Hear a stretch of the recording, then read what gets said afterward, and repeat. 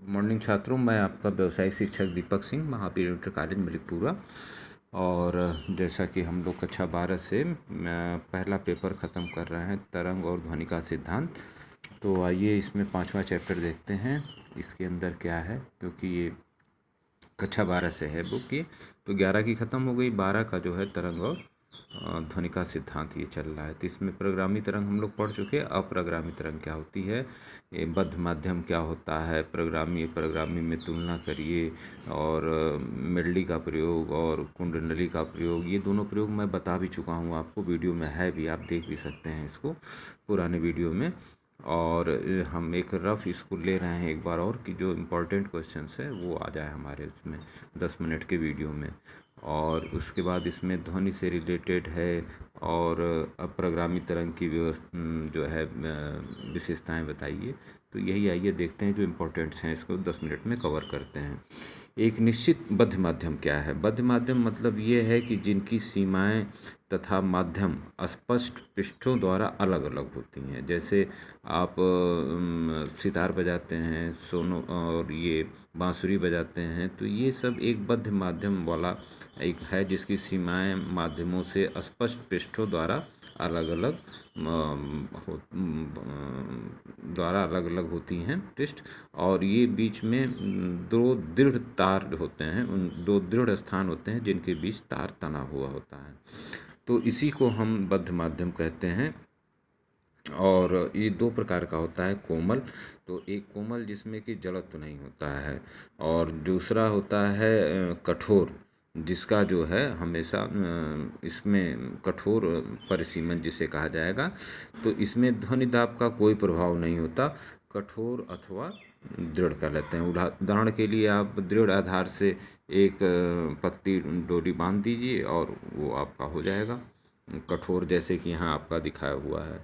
तो बद्ध माध्यम कठोर में दो प्रकार, कोमल और कठोर।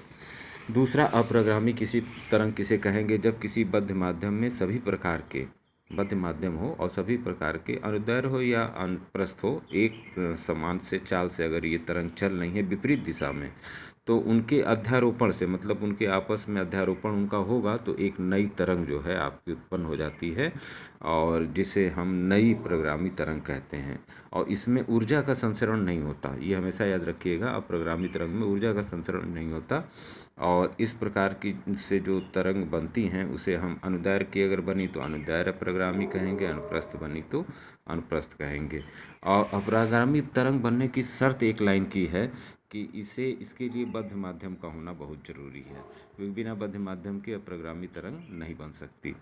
और निस्पंद और प्रस्पंद क्या है? तो अप्रगामी तरंग की जो कुछ बिंदु सदैव शून्य स्थान पर रहते हैं, कुछ ऊपर होते हैं, कुछ नीचे होते हैं। तो जो अधिकतम होते हैं विस्थापन, जिनका ऊपर अधिकतम बिंदु होता है, वो प्रस्पंद कहे जाते हैं, और जो न्यूनतम होता है उसे हम निस्पंद कहते हैं। बहुत आसान सा है, पेज में हम दे देते हैं आपको।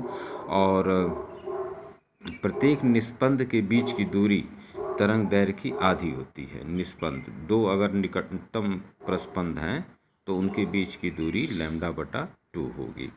अब उसके बाद हम अगर देखें इम्पॉर्टेंट में इसके अंदर, और तो इम्पॉर्टेंट में है ध्वनि स्रोत क्या है। ध्वनि स्रोत, चूँकि ध्वनि का चैप्टर है, तो आप अलग अलग आप कंपित कराते हैं, कई तरह से ध्वनि का निकालते हैं। तो अलग अलग आवृत्तियों से जो निकालेंगे आप ध्वनि, जो सबसे कम आवृत्ति स्रोत का वाला होगा ध्वनि, उसे हम मूल स्रोत कहेंगे, जिसके सबसे कम आवृत्ति होगी। और इसके अलावा जो संगत स्वर निकलते हैं उसके साथ, जैसे आप बाजा बजा रहे हैं तो एक बांसुरी है, उसके साथ तबला, ये सब चीज़ें हैं, तो वो अधिस्वर कहा जाएगा। और यदि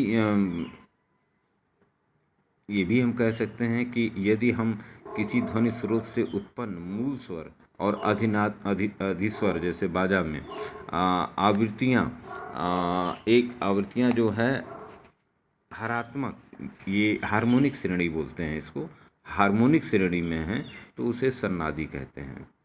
तो मूल स्वर तो प्रथम सन्नादी होगा, उसके बाद जो अधिस्वर आएंगे उसे हम सम सन्नादी, उसमें सम भी होंगे और विषम सन्नादी भी होंगे। तो ये आप बाजी में अक्सर इसका उदाहरण देख सकते हैं। और इसमें जो अलग अलग मिनिमम होता है 256, ये यहाँ से स्टार्ट होता है मूल शोर हर्ट्ज का, मूल आवृत्ति इसकी यही होती है। उसके बाद फिर जो इसमें 2 से गुणा होगा वो सम हो जाएगा, जो 3 से गुणा होगा वो विषम हो जाएगा। इस तरह से हम मूल स्वर, अधिनादि स्वर और सन्नादि स्वर को समझते हैं। अधिस्वर वही मूल स्वर के साथ जो सुनाई दे, और सन्नादि जो मूल स्वर और अधिस्वर जो है आपके हार्मोनिक सीरीज में हो, तो उसे हम सन्नादि स्वर कहेंगे।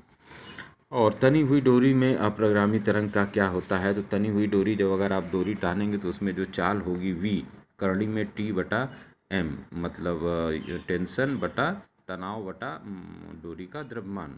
तो द्रोमी का द्रव्यमान चूँकि पाई आर स्क्वायर डी, क्योंकि गोल होगी तो आई स्क्वायर लग जाएगा डी, इस तरह से निकलेगा डी उसकी लंबाई।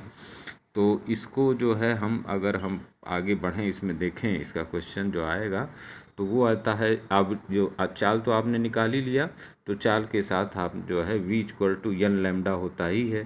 तो एन लैम्डा जो है, एल लैम्डा मतलब दूरी, तो दूरी 2l ले लिया गया डोरी की लंबाई, और यहाँ पर एन के फॉर्म में इसको रखा गया। तो एन बराबर 1/2l, करणी में टीएम तो रहेगा ही। तो ये आपका आवृत्ति हो गई। इससे आप डोरी में आवृत्ति पता कर सकते हैं। आइए इस पर हम आगे बढ़ के देखते हैं। तो इसमें जो नियम है, इसमें तार का नियम, तो अनुप्रस्थ नियम जो है इसको आप आसानी से देख लें। पहला नियम तो यही होगा कि यन समानुपाते होगा 1/l के, सूत्र में आपने देखा ही। उसके बाद तनाव जो होगा वो करणी में होगा, यन समानुपाते करणी में टी, तो n1 n2 बटा करणी में t1 t2। इसी तरह से n1 n2 बटा l2 बटा n1। तो अगर 3 पता हैं तो चौथा पता चल जाएगा। ये आराम से ये सूत्र बन गया आपका। n क्या है? 1 करणी में यम है, ये भी आप n1 बटा n2 करणी में m1 n2 कर सकते हैं। तो ये भी 1/r है, उसकी जो रस्सी की त्रिज्या है उसको भी लेके आप 1/r, ये भी आप अगर तार की त्रिज्या पता है तो आवृत्ति भी आप निकाल लेंगे। तो ये चारों इस तरह से सूत्र हो गए। तो इसमें 3 बताएगा, 1 नहीं पता रहेगा। तो करणी आपको आती ही है, 6, 7, 8 में आप पढ़े हुए हैं। मेलडी का प्रयोग एक इम्पॉर्टेंट है, और ये 1859 में मेलडी साहब ने किया था, और विद्युत विधि से इसका कंपन कराया था। ये आपको हम बता चुके हैं पिछले वीडियो में। और उसके बाद एक इसके अंदर और है कुंडली, इसको प्रोफेसर कुंड ने 1889 में बर्लिन में बनाया था, और ये वायु तथा गैस में अप्रगामी तरंग का बनना इसमें प्रदर्शन किया था इन्होंने। और इसके द्वारा वायु, गैस, ठोस पदार्थों में ध्वनि की चाल भी ज्ञात कर सकते हैं। बड़ा इम्पोर्टेंट है, इसको कुंडली में आप वीडियो में देख के इसको समझ सकते हैं। आता भी है, चित्र बनाइए, थोड़ा लिखिए, और इस पर आपको पूरा नंबर मिल जाता है। सिद्धांत लिख दिया, चित्र बना दिया, थोड़ा आकृति बना दिया, इस तरह से आपको ये पूरा नंबर मिल जाता है। यही ये चैप्टर ख़त्म हो जाता है छात्रों। 10 मिनट के अंदर ही अंदर एक अप्रगामी तरंग में सभी कण आवर्तकाल 2 बार साथ साथ विराम अवस्था में, सही है। निम्न में किसके द्वारा ऊर्जा का संचारण नहीं होता? अप्रगामी द्वारा ऊर्जा का संचारण नहीं होता है। तो छोटे छोटे सवाल हैं ये। बद्ध माध्यम से आप क्या समझते हैं? अप्रगामी तरंग क्या है, इसकी विशेषता बता दीजिए। और सन्नादि क्या है, मूल स्वर क्या है, अधिस्वर क्या है, ये सब चीज़ें सवाल में आ जाती हैं आपके। तो ये चैप्टर नहीं ख़त्म करते हैं हम लोग 10 मिनट के अंदर अपने टारगेट के हिसाब से। और कोई क्वेश्चन हो तो आप पूछ सकते हैं, टेलीफोनिक भी पूछ सकते हैं, कमेंट में पूछ सकते हैं। लाइक सब्सक्राइब शेयर अभी मत करिए, क्योंकि इस तरह का ये है नहीं, ये आपके लिए ही है।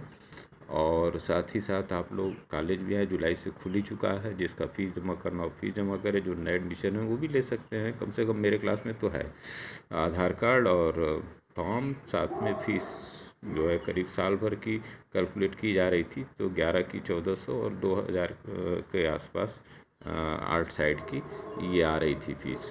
तो आप लोग जैसे भी हो आके अपना, मतलब 1 साल का चाहे 6 जैसे भी आप जमा करके प्रोफेसर से बात करके अपना एडमिशन ले सकते हैं। और जुलाई अगस्त में जब आपकी मार्कशीट आएगी, टीसी आएगी, तो मार्कशीट और टीसी जमा कर दीजिएगा, तो आइडेंटिटी कार्ड मिल जाएगा। आइडेंटिटी कार्ड मिल जाएगा तो एनसीसी जो है आपका, कल मैंने बात किया था, आज मैं इस पर एक वीडियो बनाऊंगा जाके कॉलेज में, तो उसमें आपको एनसीसी से संबंधित एनओ से जो नई जानकारी होंगी, जो नया फॉर्म आया होगा, फॉर्म अगर नया तो नहीं वही होगा, जो भी होगा उसको फिर से एक बार रीड कर लिया जाएगा, कैसे भरना है, उसमें क्या क्या करना है।